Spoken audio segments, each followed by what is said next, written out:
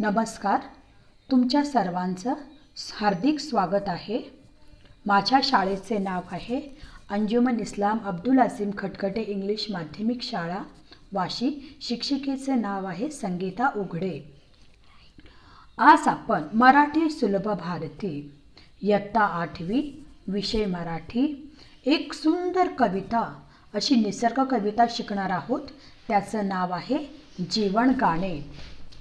आता कविता जीवन गाणे. त्याचे कवी आहेत नितीन देशमुख. कवीचा परिचय घेऊया.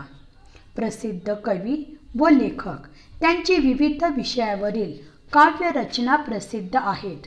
त्यांच्या काव्यातून निसर्ग व निसर्गापासून मिळणाऱ्या विविध गोष्टी यावरील मार्मिक भाष्य आढळून येते. हा कवीचा परिचय आपण इथे पाहिलेला आहे. तर आता आपण कविता बघूया. कवितेचे वाचन मी करत आहे. या सृष्टीचे मंजूळ गाणे जगणे मजला शिकवून गेले. झिलमिलणारे चंद्र चांदणे जगणे मजला शिकवून गेले. भरकटलेल्या जगात नाही संस्काराची जाण कुणाला. तुळशीवरल्या त्या पणतीचे जगणे मजला शिकवून गेले. प्रेम काय ते कुणा न ठावे नदी सागरा जीव का लावे. स्वैर होऊ नये नदीचे पळणे जगणे मजला शिकवून गेले. बुलंद तरीही असे हौसले पिल्लांसाठी किती सोसले. चिवचिवणाऱ्या चोची मधले दाणे मजला शिकवून गेले. सागराची अथंगता आणि वृक्षाची स्थित्य प्रगता. दुसऱ्यासाठी घाव सोसणे जगणे मजला शिकवून गेले. कवितेचे वाचन झाले आहे. आता ह्या कवितेमध्ये कवीने काय सांगितलेले आहे? निसर्ग हा फार मोठा गुरु आहे. निसर्गातील विविध घटक आपल्यावर संस्कार करतात व काही चिरंतन मूल्याची शिकवण देतात. निसर्गातील विविध घटकाकडून काय काय शिकता येते हे या कवितेत कवीने मर्मभेमी शब्दामध्ये सांगितलेले आहे. तर कवितेच्या दोन ओळी आपण बघूया. या सृष्टीचे मंजूळ गाणे जगणे मजला शिकवून गेले. झिलमिलणारे चंद्र चांदणे जगणे मजला शिकवून गेले. आता बघा, हे निसर्गाचं चित्र आहे आणि हे झिलमिलणारे चंद्र चांदण्यांचं चित्र आहे. शब्दार्थ: सृष्टी निसर्ग, मंजूळ गोड, मजला मला, शिकवणे म्हणजे धडे देणे. आता कवी काय म्हणत आहे? या निसर्गाचे जे मधुर गाणे आहे त्याने मला जगावे कसे हे शिकवले. नेहमी आनंदाने व सौंदर्यपूर्ण जगायला शिकवले. आकाशात चमचमणारा तेजस्वी चंद्र आणि लुकलुकणारे चांदणे यानेही कवीला जगावे कसे हे शिकवले. कवितेच्या दोन ओळी बघा. भरकटलेल्या जगात नाही संस्काराची जाण कुणाला. तुळशीवरल्या त्या पणतीचे जळणे मजला शिकवून गेले. चित्र बघा मुलांनो, हे जग भरकटलेलं आहे असं कवीला म्हणायचं आहे. आणि पंथीचंही उदाहरण त्याने दिलेलं आहे की ते काय शिकले. आता शब्दार्थ बघा. भरकटणे म्हणजे भटकणे, जग दुनिया, संस्कार चांगले विचार, जाण ओळख, तुळस एक पवित्र औषधी वनस्पती, पणती मातीचा छोटा दिवा. कवी काय म्हणत आहे?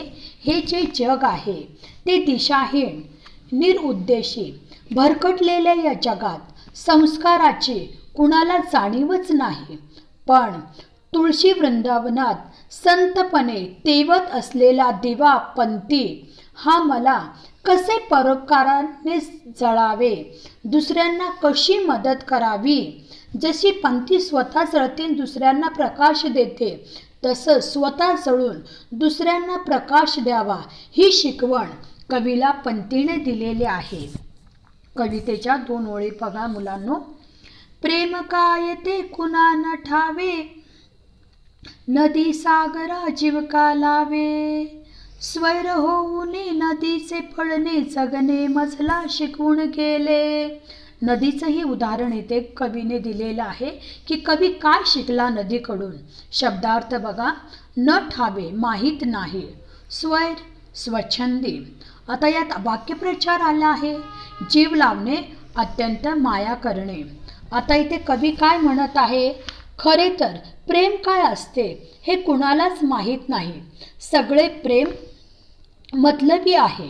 तरीही नदी समुद्रात विलीन होते. ती समुद्रावरून जीव ओवाळून टाकते.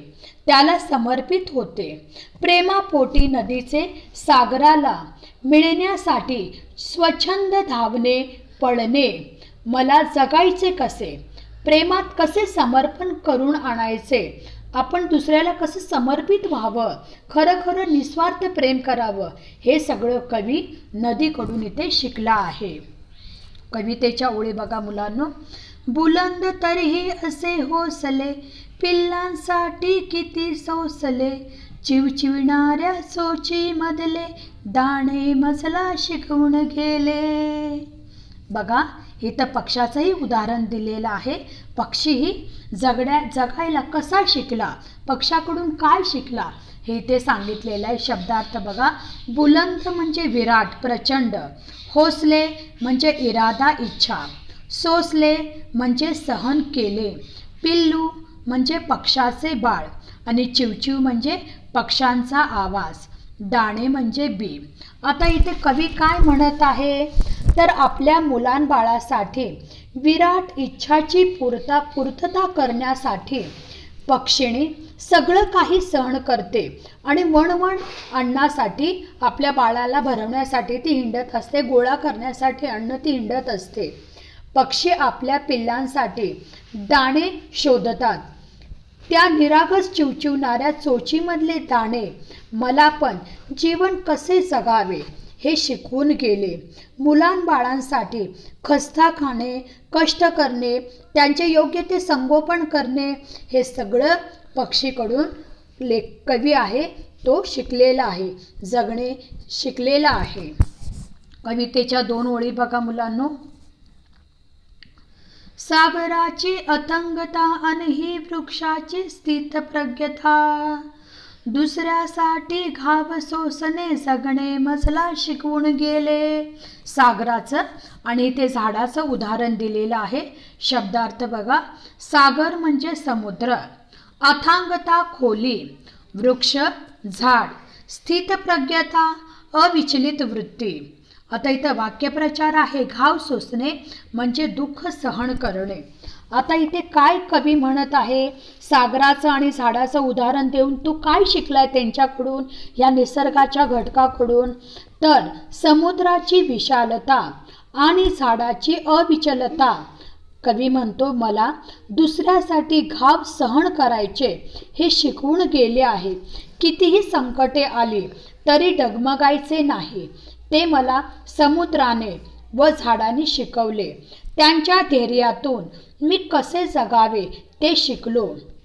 निसर्गातील प्रत्येक घटकाने मला काही ना काहीतरी शिकवलेलेच आहे असं इथं आपल्याला कवी सांगत आहे.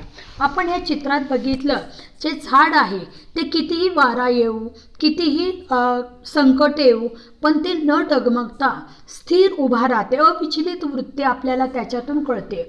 आपल्याही जीवनामध्ये कितीही संकटे आली त्यावेळी आपण निराश व्हायचं नाही तर धैर्याने त्या संकटाचा मुकाबला करायचा आणि आपण आपली वृत्ती जी आहे आपला जो नेचर आपला स्वभाव आहे तो स्वभाव आपण न डगमगता न घाबरता त्याच्याचा सामना करण्याचा आपण स्वभाव ठेवायला हवा. आणि तसंच आहे सागर जसं अथंगता विशालता मोठे असते तसं आपलं मन ठेवावं की आपण दुसऱ्याला मदत करणे दुसऱ्यांना संकटामध्ये धावून जाणे ही वृत्ती आपल्यामध्ये असायला पाहिजे. हे सगळे गुण निसर्गातून कवी जो आहे तो शिकलेला आहे आणि आपल्याला पण कवीने हेच सांगितलेलं आहे. तुम्ही एक कविता ऐकलीत. धन्यवाद.